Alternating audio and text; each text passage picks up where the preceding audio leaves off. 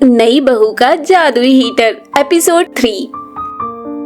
दोस्तों, नई बहू के जादुई हीटर के पिछले एपिसोड में आपने देखा कि कैसे हमारी जुगाड़ू नीलम अपनी सास शांति को खाने में पेट खराब होने की दवा मिलाकर खिला देती है, और जब उसकी सास शांति टॉयलेट गई होती है तब नीलम जल्दी से उस जादुई हीटर से बिना बिजली के चलने वाले हीटर मांगकर गरीब परिवार को दे देती है। और अभी भी शांति को उस जादुई हीटर के बारे में कुछ पता नहीं चला था, लेकिन नीलम का बनाया हुआ खाना खाकर पेट खराब हो जाने के कारण शांति अब नीलम से बहुत नाराज थी और उससे बात भी नहीं कर रही थी। माँ जी, मैं मानती हूँ कि मुझसे गलती हुई है और मेरे बनाए खाने की वजह से आपका पेट खराब हो गया था, लेकिन मैं आपसे वादा करती हूँ कि अगली बार से ऐसा कुछ नहीं होगा। लेकिन तेरी माँ तो कहती थी कि तू सर्वगुण संपन्न है, और तेरी माँ ने तो मुझे ये भी कहा था कि मेरी बेटी के हाथ में जादू है, जादू। लेकिन अगर तू ऐसा ही खाना बनाती रही तो जल्द ही मेरे अस्पताल जाने की नौबत आ जाएगी। अपनी सास शांति को इतना नाराज देखकर नीलम मन ही मन सोचती है, हे भगवान, ये क्या हो गया। मैंने तो ये सब बस इसलिए किया था ताकि मैं उन बेघर परिवारों की मदद कर सकूं, लेकिन इस बार मेरा जुगाड़ मुझ पर ही उल्टा पड़ गया। अब ऐसा क्या करूं कि माँ जी को दोबारा खुश कर सकूं। कुछ जुगाड़ लगा नीलम। तभी नीलम को एक आइडिया आता है और वो तुरंत किचन की ओर चली जाती है। सासू माँ, अगर मैं आपको नाराज करना जानती हूँ तो मुझे आपको मनाना भी आता है। अभी एक कड़क मसालेदार चाय बनाकर लेकर जाती हूँ, जिसे पीकर माँ जी का मूड दोबारा से ठीक हो जाएगा और वो मुझे माफ कर देंगी। नीलम शांति के लिए चाय बनाकर लाती है और उसे देते हुए कहती है, ये लीजिए माँ जी, आपके लिए गर्मा गर्म मसाले वाली चाय। ये मसालेदार चाय पीजिए और अपनी इस नादान सी बहू को माफ कर दीजिए।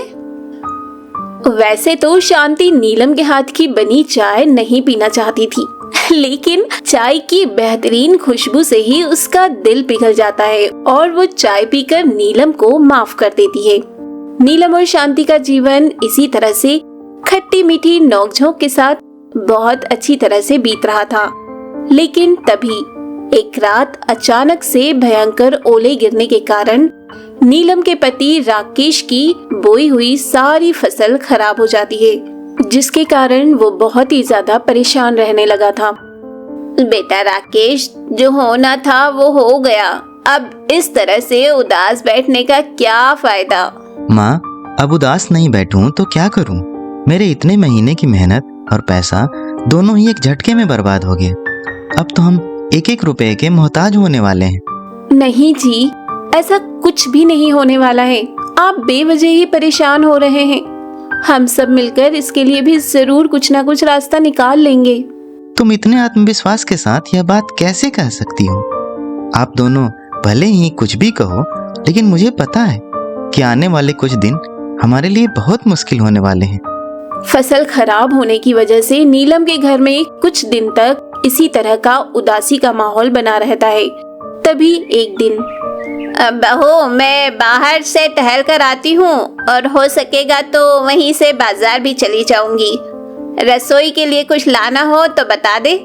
ठीक है माँ जी, आप रात को खाने में बनाने के लिए कुछ हरी सब्जियाँ ले आइएगा और कोशिश कीजिएगा कि ज्यादा पैसे ना खर्च हों।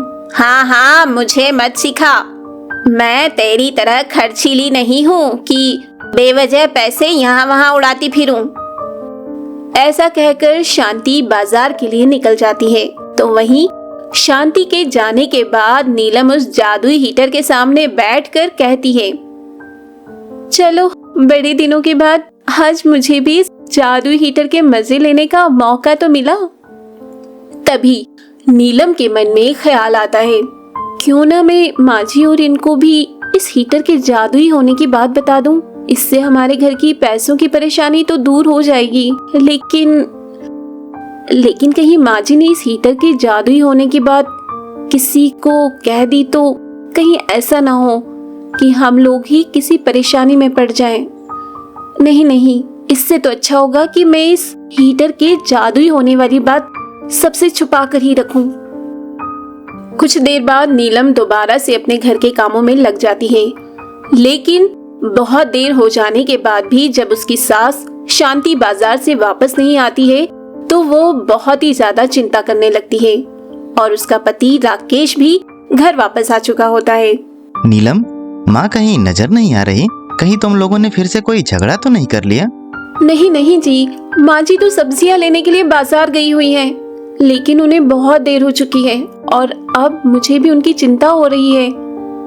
नीलम की बात सुनकर राकेश भी टेंशन में आ जाता है और वो दोनों कुछ कर पाते उससे पहले ही गांव का एक व्यक्ति उनके घर के बाहर आकर राकेश को आवाज लगाते हुए कहता है, अरे राकेश भैया, तुम्हारी माँ का एक्सीडेंट हो गया है और अभी वह गांव के अस्पताल में भर्ती है। उस व्यक्ति की बात सुनकर राकेश और नीलम के पैरों तले जमीन खिसक जाती है और वो तुरंत भागते हुए गांव के अस्पताल पहुंच जाते हैं, जहां महिला डॉक्टर उन दोनों को बताती है, देखिए इन्हें बहुत गंभीर चोटें आई हैं और ये अभी तक होश में भी नहीं आ पाई हैं, इसलिए आप इन्हें जितनी भी जल्दी हो सके शहर के बड़े अस्पताल ले जाइए, वरना कुछ भी हो सकता है। डॉक्टर की बात सुनकर बेचारा राकेश अस्पताल में ही रोने लग जाता है, क्योंकि अभी अभी फसल खराब होने की वजह से उसके पास इतने पैसे नहीं थे कि वो अपनी माँ का शहर के बड़े अस्पताल में इलाज भी करा पाए। तब नीलम राकेश को समझाते हुए कहती है, आप रोइए मत, मेरे पास पैसे हैं, हम अभी चलकर घर से पैसे लेकर आते हैं और माँ जी को इलाज के लिए शहर लेकर चलते हैं। नीलम की बात सुनकर राकेश को बड़ी हैरानी होती है, क्योंकि उसे तो यही पता था कि घर में पैसे नहीं हैं, लेकिन जैसे ही वो घर पहुंचते हैं राकेश कहता है, नीलम, कहाँ है तुम्हारे पास पैसे? जल्दी से उन्हें लेकर आओ। नीलम उस जादुई हीटर की ओर इशारा करते हुए कहती है, ये हीटर है ना? राकेश को नीलम की बात बहुत ही अजीब लगती है, लेकिन इसके बाद नीलम राकेश को उस हीटर के जादुई होने की पूरी बात बताती है।